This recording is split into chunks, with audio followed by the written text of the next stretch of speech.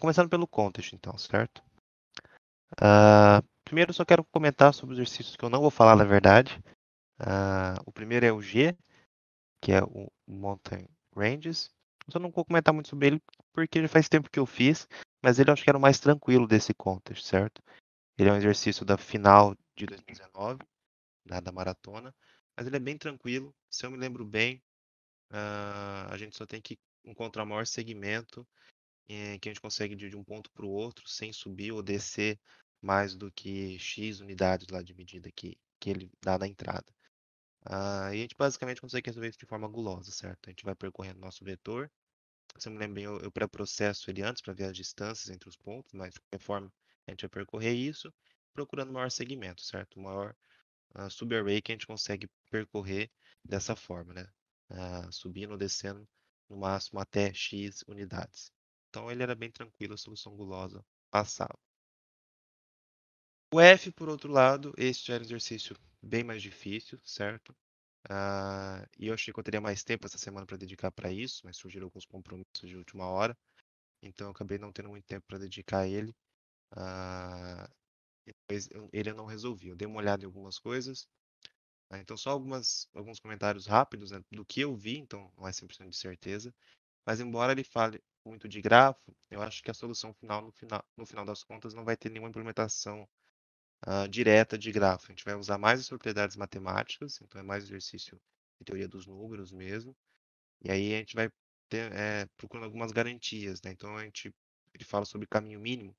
Na prática, a gente não vai aplicar um Dijkstra para procurar um caminho mínimo no grafo, pelo menos pelo que eu entendi até o momento. Vai usar algumas propriedades para já ter a ideia de quais são esses possíveis caminhos mínimos, depois contar isso. Mas esse de fato era o exercício, acho que mais chato neste ponto. Bem, agora indo para de fato os exercícios que quero ver com vocês. Acho que começando dos mais fáceis, o exercício D, eu acho que era até bem tranquilo. Ele dizia basicamente que você tem estudantes, né, entre N de estudantes em uma certa escola, e a gente vai dividir eles entre duas turmas, ok? E algo que a gente não quer é que numa certa turma a gente tenha dois estudantes que comecem com a mesma letra, né? Eles ficam conversando, acho que ele fala alguma coisa nesse sentido. Então a gente quer distribuir de forma a minimizar a quantidade de pares de alunos que comecem com a mesma letra nessas turmas, certo? Então ele dá aqui alguns exemplos, né? Então aqui se a gente tem o Jack, o Jacob e a Jessica na mesma sala, então a gente tem três pares possíveis que a gente pode formar, né? Jack e Jacob, Jack e Jessica e Jacob e Jessica. Então tem três pares aqui, né? Rating que eles falam, as falantes. E na outra sala, né, tem o O e o O, a gente tem par. Então a gente quer uma forma de minimizar isso, ok? A solução do exercício ela é bastante simples até, ela vai combinar uma estratégia gulosa com um pouquinho de análise combinatória, mas bem básico mesmo, certo? Então, qual que é a estratégia gulosa? Para a gente minimizar a quantidade de pares de alunos que começam com a mesma letra em cada sala, a gente basicamente vai contar quantos alunos começam com a mesma letra. Então, começa com a letra A, por exemplo, a gente conta quantos alunos começam com a letra A. Se tiver mais que dois, é óbvio que vai ter turmas que vai ter alunos com a mesma letra repetidos, certo? Então, a melhor estratégia é tentar dividir mais ou menos ao meio, certo? Né? Se tiver resto, a gente manda um para a primeira ou para a segunda sala, tanto faz. Então, a gente divide ao meio, manda parte para uma sala e parte para outra. É a melhor forma de tentar minimizar o número de pares na mesma sala. Então, é uma estratégia gulosa. E depois, a gente simplesmente vai contar quantos pares tem, ficou em cada sala e somar isso. E para fazer isso, é um pouco de análise combinatória, mas bem básico, né? Então, se a gente tem, vamos supor que a gente tem, não, vou colocar de forma genérica, X alunos que começam com a mesma letra, certo? Se a gente for pensar em um par para esses alunos, a gente vai ter X opções para o primeiro aluno do par, certo? E agora sobraram X menos um alunos para o segundo elemento do par, certo? Então a gente vai selecionar um aluno e depois o segundo aluno para compor o nosso par. Usando a regra do produto, a gente pode multiplicar esses valores, então a gente vai ter um número de combinações possíveis. Só que nesse caso, a ordem importa, certo? Do jeito que eu estou fazendo, porque eu selecionei um aluno para a primeira posição e um para a segunda. No exercício ele fala que não importa. Então, né, o par AB, por exemplo, E seria igual ao par BA, certo? Basicamente, o que a gente pode fazer é simplesmente dividir por 2 aqui, porque dessa forma a gente estaria contando o par AB e o par BA como sendo diferentes. Então, sem dividir por 2 é como se a gente estivesse excluindo uma dessas opções. A gente pode aplicar a ideia de combinação também, mas como são sempre pares, né, a gente não vai ter elementos com mais de 2 elementos, é sempre par, eu acho que essa análise aqui é mais fácil do que a gente usar combinação, envolver fatorial, esse tipo de coisa. Mas pode ser, né? A gente está fazendo uma combinação aqui de x para retirar desse nosso arranjo. Bem, a implementação vai ser ah, basicamente isso. Então, eu leio os meus alunos, é que eu estou colocando um vetor, né, para cada letra, eu estou contando quantos alunos aparecem com aquela letra inicial. E aí depois, percorrendo, né, por todas as letras aqui do alfabeto, de A a Z, ah, se não tem nenhum aluno com essa letra, eu só pulo essa iteração. Nem seria necessário isso, na verdade, mas preferi pular. E aí eu vejo a quantidade de alunos que fica na sala 1 e a quantidade de alunos que fica na sala 2. Dividindo ao meio, certo? Metade fica na sala 1. Na sala 2 também fica metade, mas eu também adiciono o resto aqui, que é o caso de eu ter uma quantidade ímpar de alunos com uma certa letra, né? Então, esse aluno que sobrou tem que ir para uma das salas. Eu escolhi que ele fosse para a sala 2. E aí no final eu vejo quantos pares eu consigo formar em cada uma dessas salas com essa letra e somo isso no meu x, que é a minha resposta. O exercício E, ele não envolvia muito combinatória, certo? Ele é mais exercício guloso também. Basicamente ele fala que está um programa de TV onde a gente tem várias pessoas, a gente está fazendo perguntas para elas. E o Joey, né, que é o nosso personagem principal aqui da historinha, ele nunca erra as questões. E a cada rodada, né, feita as perguntas para cada participante, e a cada rodada ele ganha T sobre S dólares, sendo que T é o número de pessoas que erraram naquele momento, certo? E S é o total de oponentes que sobraram nesse circuito de perguntas. E essas pessoas que erraram na próxima iteração, né, na próxima rodada, elas vão sair do jogo. Então, o S vai decrementando.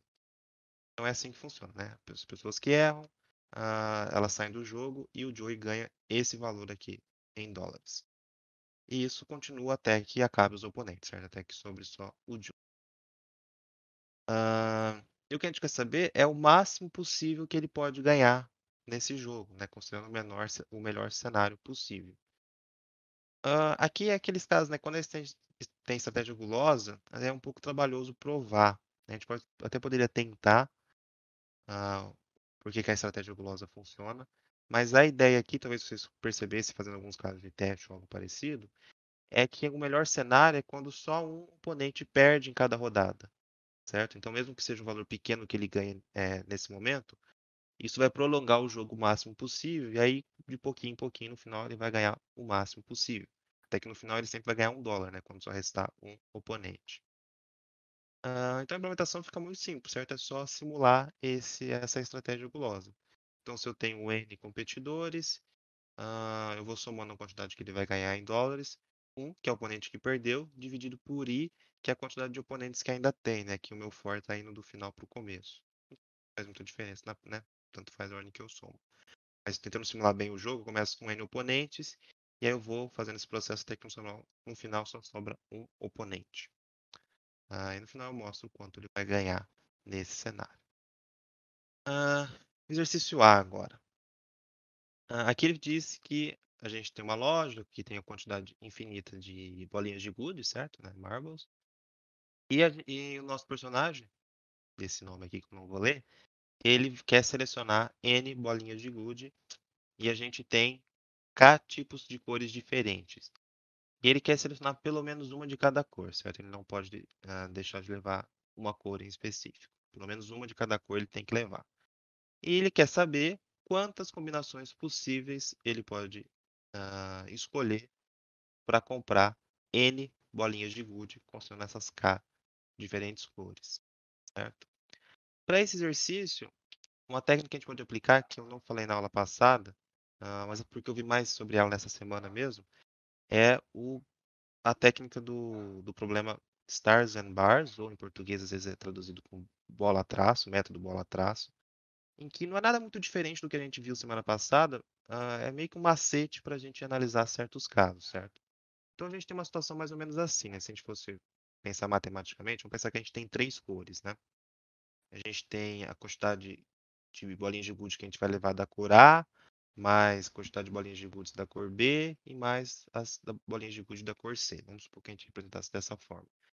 E a gente quer levar, vamos supor aqui, 10 bolinhas de gude. Então é uma forma de a gente pensar nesse problema. E um porém aqui é que a B e C tem que ser maior do que zero, certo? Eles não podem ser zero. Ah, uma forma que a gente pode pensar nisso é como se fosse um problema de partição. Então, veja, eu tenho 10 bolinhas de gude, que eu vou selecionar com certeza. Preciso selecionar 10 ao todo. 10, acho que sim, né? E eu posso particionar isso de diferentes formas, certo? Então, eu poderia, por exemplo, colocar um traço aqui e um traço aqui, né? Se eu tenho três cores diferentes, eu vou colocar dois traços para criar essas minhas partições. Então, vamos supor aqui que esse é o meu A, vou levar três bolinhas de gude da cor A, três da cor B e quatro da cor C, certo? Então, dependendo de onde eu posiciono essas minhas barras, eu tenho uma combinação diferente, uma forma de particionar diferente essas bolinhas de gude, né? Colocando cada uma de uma cor. Se esse problema não tivesse essa restrição, né, do A, B ser maior do que zero, eu poderia pensar que isso é um anagrama, certo? Isso é um anagrama em que eu tenho repetições. Eu tenho N elementos repetidos, né, que são as bolinhas, e K menos outros elementos repetidos, que é esses traços. Então, é um problema de permutação com repetição, certo? É um caso que aparece bastante também. Vocês vão ver que o método, se vocês pesquisarem, eu aconselho vocês pesquisarem mais sobre esse problema do stars and bars, ou método bola-traço, vocês vão ver que existem variações dele que são bem bacanas e a gente pode aplicar em muitos casos. Agora, como ele não pode ser zero, uma forma que a gente tem que fazer é o seguinte: para mudar um pouco esse esquema, ao invés de a gente pensar como anagrama, vamos pensar que a gente tem as bolinhas, certo? Aqui, e a gente tem sempre um espaço entre elas. E nesse espaço é onde a gente pode posicionar o nosso. Eu vou abreviar, certo? Vou colocar com menos bolinhas. 5, 6. Veja, então aqui são os espaços onde eu posso pôr uma barrinha. E aí vamos, como eu não quero ter um conjunto vazio, eu não quero colocar duas barrinhas no mesmo lugar. Não sei se eu deixei claro no outro caso, acho que eu não mostrei, mas o que seria um conjunto vazio, né? Seria, por exemplo, fazer isso daqui, ó. Então veja que eu teria uma bolinha da cor A, zero bolinhas da cor B entre os dois tracinhos, e aqui três bolinhas da cor C. Isso aqui seria o conjunto vazio. O que eu vou fazer agora é colocando esses espaços entre as bolinhas e falando que é só aqui que eu posso posicionar um traço, e eu não posso posicionar dois no mesmo lugar, eu vou impedir de acontecer isso daqui, certo? Então eu tenho que posicionar um traço aqui, por exemplo, outro aqui, e eu nunca vou ficar com um conjunto vazio. Né? Por isso que eu não posso pôr traço nem aqui também. Ah, então, se eu colocar dois traços, uma partição possível aqui é, né, uma bolinha da cor A, duas bolinhas da cor B, três bolinhas da cor C. É uma partição possível, e aqui eu estou impedindo que esses valores sejam iguais a zero. Ok, então pensando no problema dessa forma, vamos ver quantas combinações possíveis eu tenho para colocar as nossas barrinhas, certo? Então veja, eu tenho n menos uma posições para colocar, certo? Se a gente contar aqui, eu tenho 6 bolinhas, eu tenho 5 posições que eu posso colocar.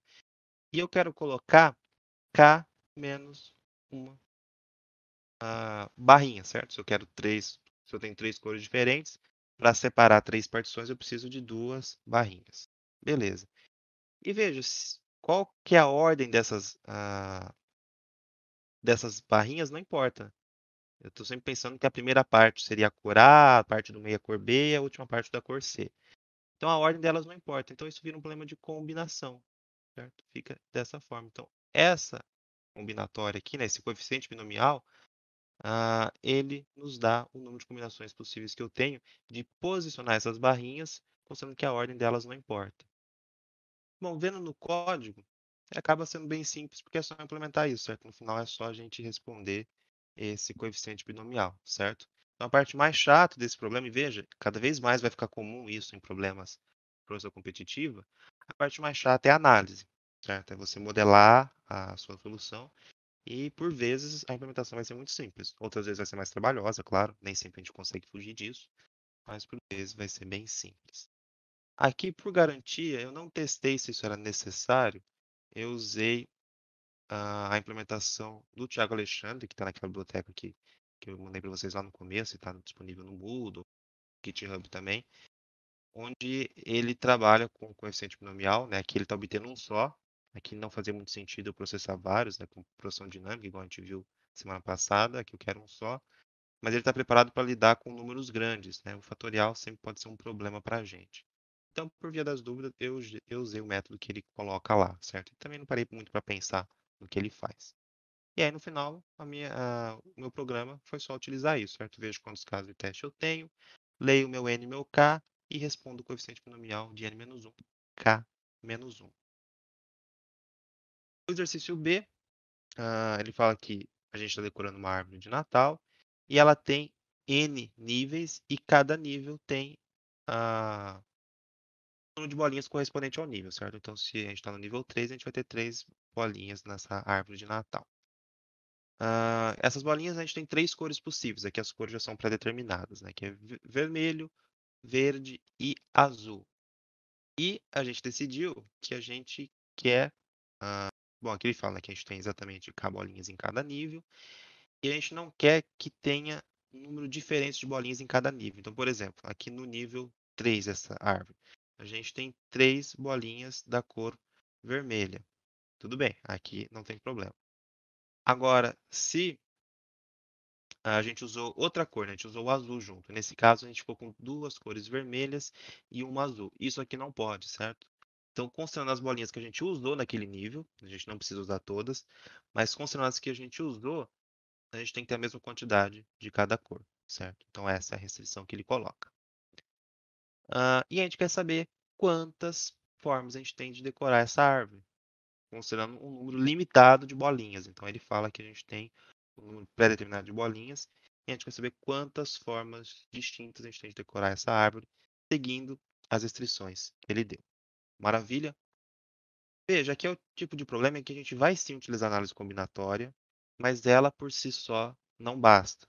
Outra técnica que a gente viu de contagem, que é eficiente em alguns casos em que não é possível usar análise combinatória, é programação dinâmica, certo? A gente vê que programação dinâmica é muito aplicado ou quando a gente quer a solução ótima de um problema, ou quando a gente quer saber quantas soluções diferentes a gente tem de um problema.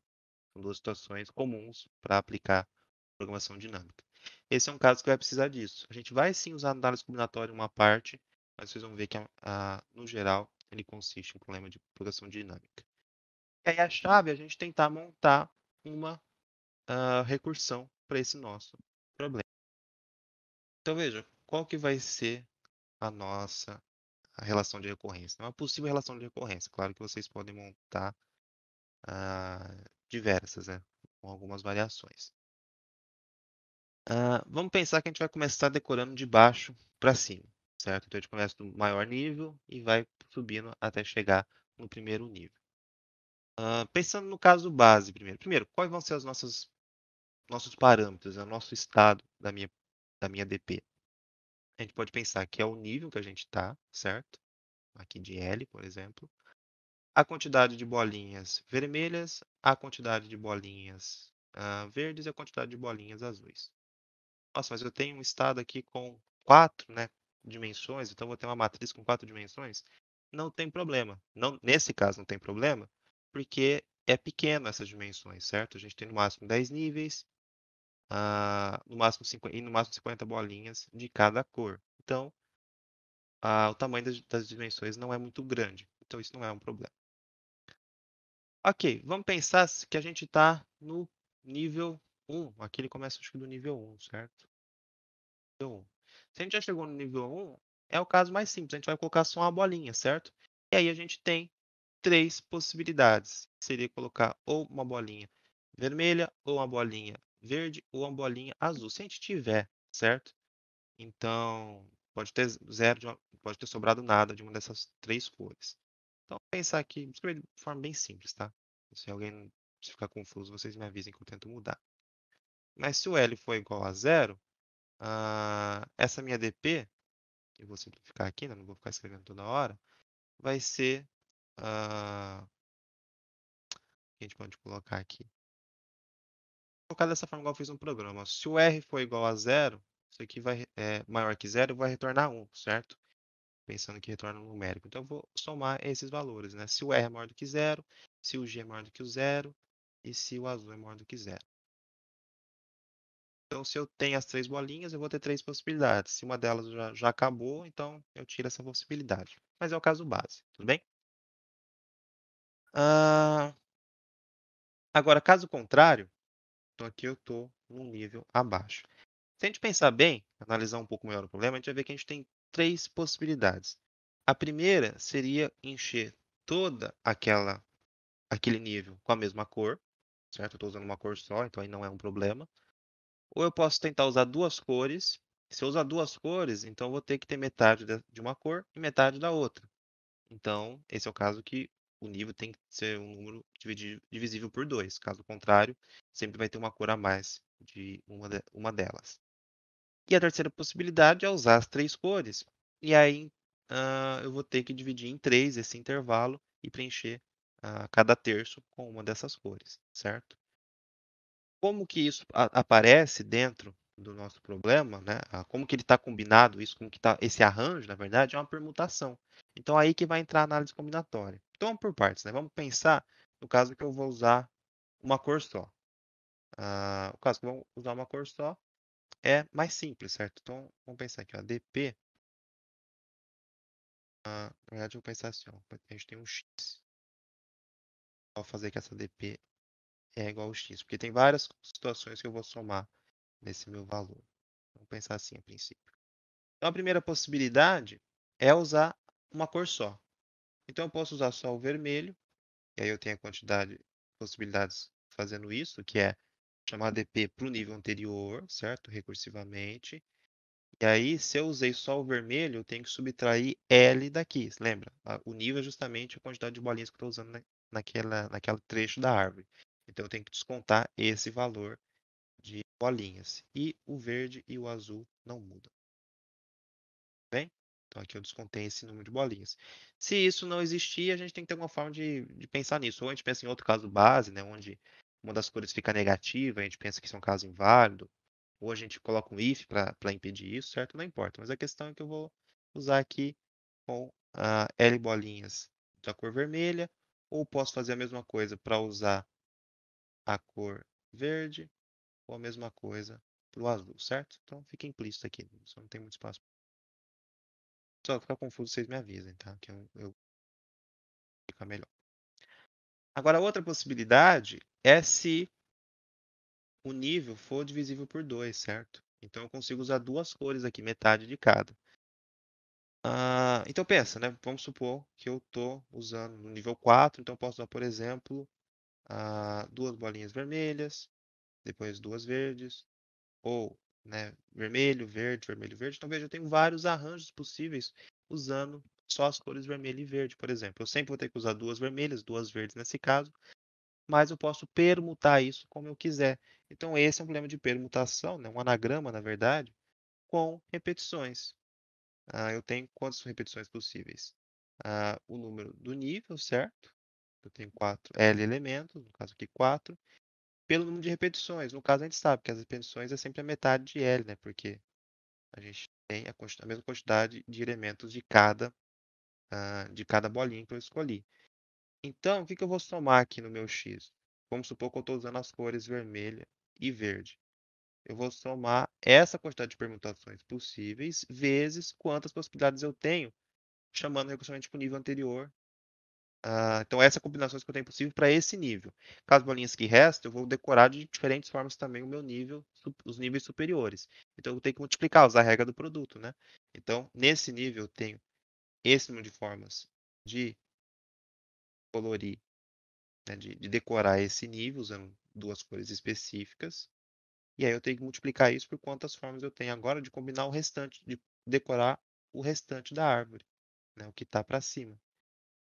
que é dp, para o nível anterior e descontando a quantidade de bolinhas vermelhas, bolinhas verdes, no caso. E eu vou fazer a mesma coisa para os outros pares de cor possível, certo? E se for divisível por 3, vou fazer a análise idêntica, só que pensando que eu vou usar as 3 cores. Então aqui eu vou ter que dividir o intervalo em 3. Vai ser divisível por 3, dividir o intervalo em 3, usar as 3 cores e ver as permutações que eu tenho disso. Olhando no código, acho que agora fica mais fácil continuar essa minha análise, essa análise da recorrência. Um porém também desse problema é que ele era do top code. Top code ou top code? Top coder. E ele é bem chatinho como ele quer que os problemas sejam enviados. É bem fora da curva. Ele quer que a gente envie uma classe para ele, que tem um nome específico. A gente tem a nossa função também, que ele fala o nome, quais parâmetros ela tem que receber. E é só isso que a gente envia, certo? Né? Não tem nem função main aqui. Eu fiz a princípio para testar, mas depois eu apaguei. Bom, então como que fica esse nosso problema? Veja, eu tenho o meu array de 4 dimensões, a primeira para os níveis, depois uma para cada cor. E aí o meu construtor vai setar tudo isso como -1. E aí eu tenho a minha função, que é a minha dpzinha, certo? Que é quantas formas eu tenho de decorar o nível n, sabendo que eu tenho essas quantidades de cada cor. Se eu já calculei isso em algum momento, ou seja, está armazenado um valor diferente de -1 para esse estado, eu retorno isso. Se um dos valores da quantidade de bolinhas de uma das cores for negativo, eu retorno 0. É o caso que eu falei, que ao invés de colocar um if, eu simplesmente chamo a função para esse caso, mas retorno 0 para dizer que é impossível. Não tem nenhuma maneira de eu decorar a árvore se eu tiver faltando bolinha, certo? Então, se ficar negativo, eu retorno 0. O caso base de verdade, né, quando eu estou no nível 1, então aqui eu retorno aquilo que eu falei para vocês, né, se o red for maior do que 0, quantidade de bolinhas verdes for maior do que 0, e se o azul for maior do que 0. Né? Sempre vai retornar 1 quando isso aqui for verdade, e aí vai me dar quantas formas eu tenho de colorir no primeiro nível. Caso contrário, a primeira possibilidade que eu considero é decorando aquele nível só com uma cor, certo? Então, eu posso decorar só com vermelho, só com verde, só com azul. Aí eu vejo quantas formas sobra de decorar os níveis acima, e para ver isso é só chamar a função recursivamente. Agora, se eu quiser decorar com duas cores, primeiro eu vejo se o intervalo é divisível por 2. Aí eu vejo quantas permutações eu tenho com duas cores, que é a ideia do anagrama com repetições. E aí eu multiplico esse valor para cada par de cor possível, né? Que eu estou usando o vermelho e o verde, depois o vermelho e o azul, depois o verde e o azul. E sempre vou somando isso, que é as combinações possíveis que eu tenho. No final, se eu usar as 3 cores, aí não tem pares possíveis, né? É simplesmente usar o trio que eu tenho. Vejo quantos anagramas eu tenho dessas 3 cores e chamo a função utilizando essas 3 cores, certo? Então, eu decremento a quantidade que eu usei de cada bolinha e chamo para o nível anterior. E no final, retorno a resposta, retorno esse número de combinações possíveis. Então, veja, nesse caso, eu usei sim análise combinatória, eu tive que pensar nessa questão dos anagramas, certo? Nada muito complexo, mas é algo de análise combinatória. Mas eu não consegui uma fórmula fechada para o problema todo, certo? Uma fórmula que simplesmente a partir do número de níveis e da quantidade de bolinhas eu calculo uma formulinha simples e pronto.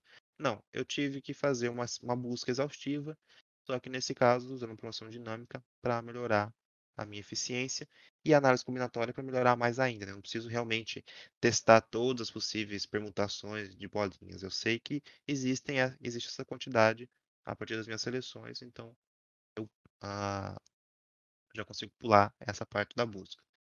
Então veja, isso vale para tudo que a gente viu, né? Teoria dos números, análise combinatória, entre outros assuntos. Muitas vezes vai haver intersecções entre esses assuntos, certo? E pensando exclusivamente em análise combinatória, nem sempre a gente consegue uma análise fechada direta para o problema, mas talvez para uma parte dele, para uma etapa desse problema, a gente consiga uma fórmula que vá tornar a minha solução mais eficiente. Por fim, o exercício C também é do top coder, né? Então também tem aquela chatice da forma que ele pede o exercício. Basicamente, ele fala que a gente tem um certo número de dados, e esses dados são diferentes, eles podem ter até 32 ah, faces, certo? E a gente quer saber quantas combinações possíveis a gente pode ter de lances desses dados, né? A gente lança todos os dados, a ordem não importa, por isso a combinação. E a gente quer saber quantas formações possíveis a gente tem a partir dos lances desses dados. Ele só não é um problema de combinação exatamente porque, justamente pelo fato de cada dado pode ter um número diferente de faces, certo? Então, isso complica um pouco a nossa brincadeira. Na prática, esse exercício vai ser praticamente pura programação dinâmica. Aqui nem vai entrar muito análise combinatória, pelo menos não a nível de chegar a usar uma fórmula, coisa do tipo, certo? Então, a gente basicamente vai tentar fazer uma busca exaustiva, só que memorizando os resultados para ver quantas formações possíveis. Não tem muito segredo. A única otimização que a gente faz aqui, além de usar PD, é que é o seguinte: a ordem dos dados não importa. Né? Se sair, né, os valores do 1 e 2, não importa se o 2 saiu no último dado, no do meio ou no primeiro, isso não importa, certo? Então isso complica um pouco na hora da gente fazer a nossa busca. Uma forma de a gente resolver isso, e isso acho que pode ser aplicado a muitos outros problemas, é uma estratégia interessante, é a gente eleger um tipo de formação específica que vai ser fácil a gente formar e que representa todo esse conjunto. Normalmente, a gente pode pensar em ordem crescente. Então, veja, se a gente não conseguisse formar ah, conjuntos como esse aqui, ó, 1, 2 e 1, 2 e 1 são, né, ou que são não crescentes, pelo menos, né, não decrescentes. Não são não decrescentes, na verdade. A gente poderia formar só conjuntos desse tipo aqui, que está sempre em ordem não decrescente, pelo menos, né? E ele representa todo esse conjunto de possibilidades de permutações. E aí a gente conta só ele. Uma forma de fazer isso é o seguinte: a gente vai receber o número de faces de cada dado. A gente pode ordenar esse vetor, né, colocar o primeiro dado sendo o dado que tem menos faces e assim por diante, né, é o último. E aí a gente sempre tenta gerar formações que sejam não decrescentes. Então, a gente pega o último dado, a gente começa do último dado, por exemplo, a gente seleciona uma face específica. A gente tem lá todas as possibilidades, N possibilidades. Se eu escolher J, a face J, o dado anterior, quando eu for chamar a função recursivamente para ele, eu vou poder escolher no máximo J, a face J, mesmo que ele tenha mais faces. Porque caso contrário, eu estaria escolhendo um valor maior e estaria ah, quebrando essa restrição que eu impus. Isso só serve para a gente impedir de gerar a mesma formação, né, mas em posições diferentes, uma permutação. A gente sempre vai gerar formações na ordem não decrescente, né, numa ordem específica. E também vai otimizar a minha busca, certo? Então, ele resolve o problema da ordem não importar e ainda otimiza a minha busca. No mais, é só busca exaustiva, só que com memorização. Então, vendo no código, eu tenho aqui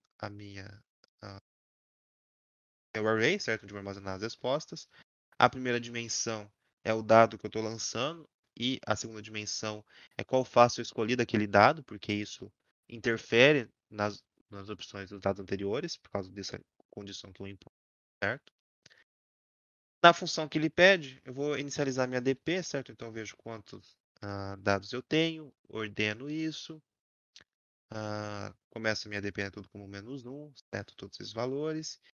E aí, pensando no último dado, né, eu começo para o último dado, posso escolher qualquer uma das faces que ele tem. Então, eu faço o J e de 1 até o número máximo de lados que eu tenho para o dado n-1, que é o último dado. E aí eu chamo a minha DP para o dado anterior. Aqui eu estou considerando que o dado é um indexado, certo? Então, o dado anterior é o dado n-1. Considerando que nessa etapa considerei que eu utilizei a face J, certo? Então, para esse dado eu posso ter a face no máximo até J. E eu vou somando quantas possibilidades eu tenho para cada caso. A função para resolver aqui, como que ela fica? Se eu já tenho a resposta armazenada, eu só retorno. Se igual a zero, aqui é o caso que eu terminei uma formação, né? Então, eu passei por todos os dados, agora o e igual a zero, isso não é um dado, né? Eu acabei o meu vetor, eu retorno o valor 1, né? Eu compus uma formação, então eu retorno 1, que é essa formação que eu consegui formar. Caso contrário, então eu estou lançando um dado, então eu vou escolher uma face, que é uma possibilidade para aquela posição. Essa face ela vai de 1 até o menor valor entre J, que foi o que eu escolhi na fase anterior, né, para o próximo dado, e o máximo, né, o menor valor entre isso e o máximo de lados que esse dado tem. De repente ele tem menos faces do que o outro escolheu, então eu tenho que ficar entre o menor desses dois valores. Vou incrementando k para cada face possível dentro desse intervalo e chamando a função recursivamente para o dado anterior, né? Então agora o dado anterior que vai ter que escolher qual face vai usar. Então eu vou montando uma árvore de busca aqui, só que com uma certa inteligência, porque eu estou usando DP, estou memorizando resultados, e porque eu estou usando essa estratégia para não repetir uma mesma formação mais de uma vez, a partir dessa estratégia de formar apenas na ordem não decrescente. Então, eu retorno a minha resposta.